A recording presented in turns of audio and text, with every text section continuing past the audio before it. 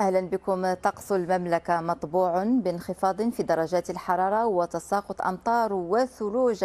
في نشرة خاصة من الدرجة البرتقالية يرتقب تساقط ثلوج على المرتفعات التي يفوق علوها 1400 متر، وذلك بالحوز الظلال شيشاوة. المقاييس ستتراوح بين 35 و 80 سنتيمترا، وذلك بين السادسة من مساء اليوم وإلى غاية السادسة من صباح الاثنين. الأمر يتعلق أيضا بالمرتفعات التي يفوق علوها 1300 متر. هذه التساقطات الثلجية تشمل ميدلت، بن ملال، ورزات، وتنغير، إفران، خنفرة، صفرو، بولمان، حسيمة، شفشاون، قرسيف، تازة وترودانت.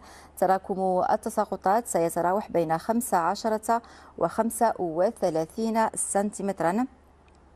التساقطات الثلجية تشمل أيضا المرتفعات التي يبدأ علوها من 1200 متر بمناطق دريوش وفيقيق، الراشدية، تاوريرت، كذلك الحاجب، وذلك بمقاييس تتراوح بين 10 و 15 سنتيمترا.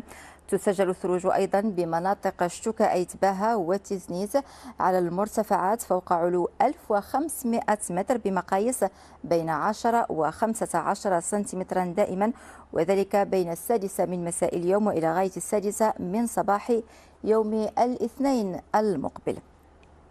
مديرية الأرصاد تتوقع في النشرة الإنذارية أيضا أمطار قوية أو زخات رعدية تتراوح مقاييسها بين 20 و 40 ملم بالقنيطرة، سيدي سليمان، بن سليمان، برشيد، كذلك الرباط، خريبكا، سلس، خيرات، ثم أيضا بتمارة، مكناس، أزلة، للدار البيضاء، مديونة، قلعة السراغنة، المحمدية، النواصر، خميسات، أيضا الحسيمة، الحوز، الفقيه بن صالح، أيضا طنجة، أصيلة، وزان، بن ملال، العرائش، شفشاون، سيدي قاسم، وبمنطقة الحاجب، فيما ستنخفض درجات الحرارة إلى ما بين ناقص 3 درجات وناقص 9 درجات بتنغير، الحوز، ميدلت، بولمان، صفرو، قرسيف، تازة، ورزازات، تارودانت، شيشاوة، الظلال بين بن ملال، إفران وخنيفرة، وذلك ابتداء من الأحد وإلى غاية الثلاثاء المقبل، وذلك وفق نشرة خاصة صادرة عن مديرية الأرصاد